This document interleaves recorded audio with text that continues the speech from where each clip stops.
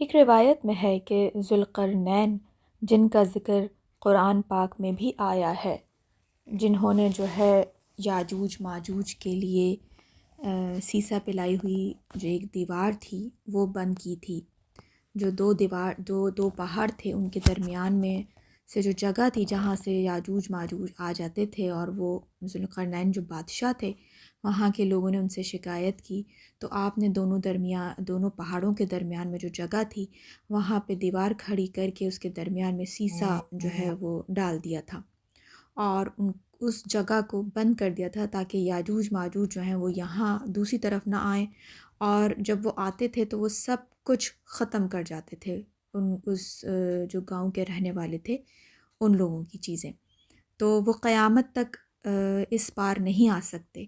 وہ روز دیوار چاٹتے ہیں اور کہتے ہیں، جب دیوار آدھی سے کم رہ جاتی ہے تو کہتے ہیں کہ ہم اس دیوار کو کل پھر چاٹیں گے، لیکن وہ انشاءاللہ نہیں کہتے۔ جس دن وہ انشاءاللہ کہہ دیں گے تو وہ پوری دیوار مکمل طور پر ختم کر کے ہماری اس دنیا میں آ جائیں گے، اور وہ یہاں پر بہت تباہی مچائیں گے۔ تو وہ ہیں ذوالقرنین۔ یہاں پر مختلف آرا ہیں، کوئی ان کو نبی کہتا ہے، کوئی ان کو جو ہے بادشاہ کہتا ہے، تو لیکن ان کا ذکر قرآن پاک میں آیا ہے۔ وہ اپنی ماں کے اکلوتے بیٹے تھے، اور جیسا کہ سب جانتے ہیں انہوں نے زمین کے مشرق اور مغرب کا سفر کیا، فتوحات حاصل کیں اور لوگوں کو دعوت دی۔ جب وہ بابل پہنچے تو انہیں سخت بیماری نے آ لیا، اور انہیں اپنی زندگی کے خاتمے کا احساس ہوا۔ اس لمحے ان کے ذہن میں صرف یہ خیال آیا کہ ان کی موت پر ان کی ماں کو کتنا دکھ ہوگا۔ چنانچہ انہوں نے اپنی ماں کو ایک بڑا مینڈھا اور ایک خط بھیجا جس میں لکھا، ماں، یہ دنیا فانی ہے، اور ہر ایک کے لیے ایک مدت مقرر ہے اور ایک خاص عمر کا وقت معین ہے۔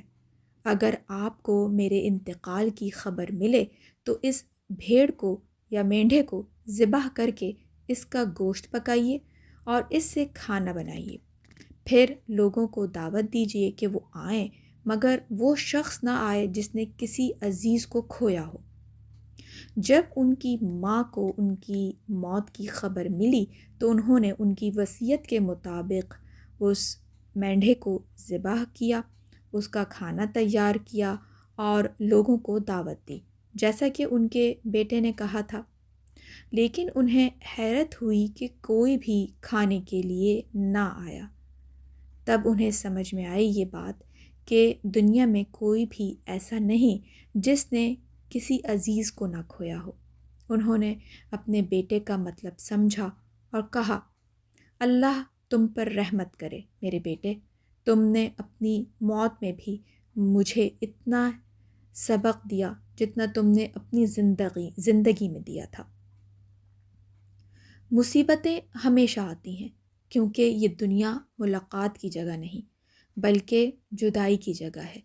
یہ دنیا مستقل رہنے کی جگہ نہیں بلکہ ایک عبوری مقام ہے۔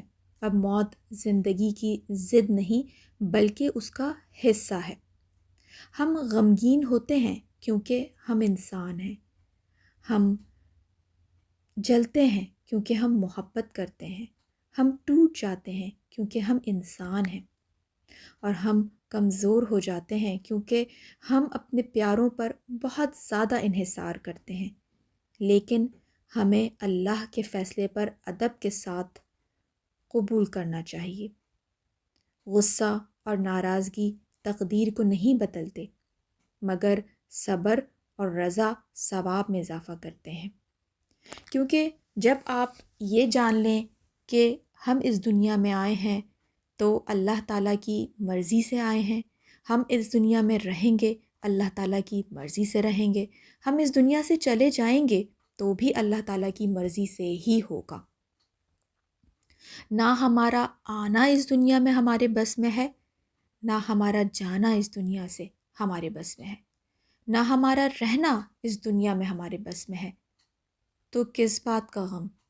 ہمیں تو شکر ادا کرنا چاہیے کہ اس رب العزت نے ہمیں اس دنیا میں بھیجا، ہم نے اس کے کہے ہوئے، اس کے فرمائے ہوئے فرمان پر ہم نے پابند رہے، ان کو فالو کیا اور اس کی رضا میں ہی ہم راضی رہے۔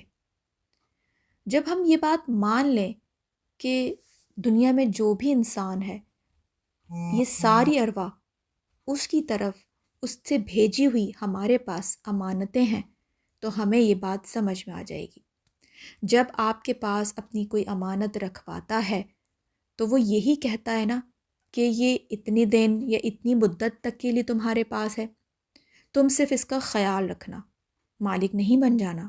تو کیا آپ اس کے مالک بن جاتے ہیں؟ نہیں بنتے، ہرگز نہیں بنتے، نہ ہی بن سکتے ہیں۔ اسی طرح ہماری زندگی اللہ تعالیٰ کی امانت ہے، تو جب جیسے جہاں جس وقت وہ چاہے اس امانت کو واپس لے سکتا ہے۔ ہمیں اس کی رضا میں راضی رہنے والا ہونا چاہیے، اس کی رضا میں راضی ہو کر خوش ہونے والا ہونا چاہیے۔ اللہ تعالیٰ ہم سے راضی ہو، ہمیں نیک سیدھی سچی راہ پر چلنے والا بنا دے۔ آمین ثم آمین یا رب العالمین۔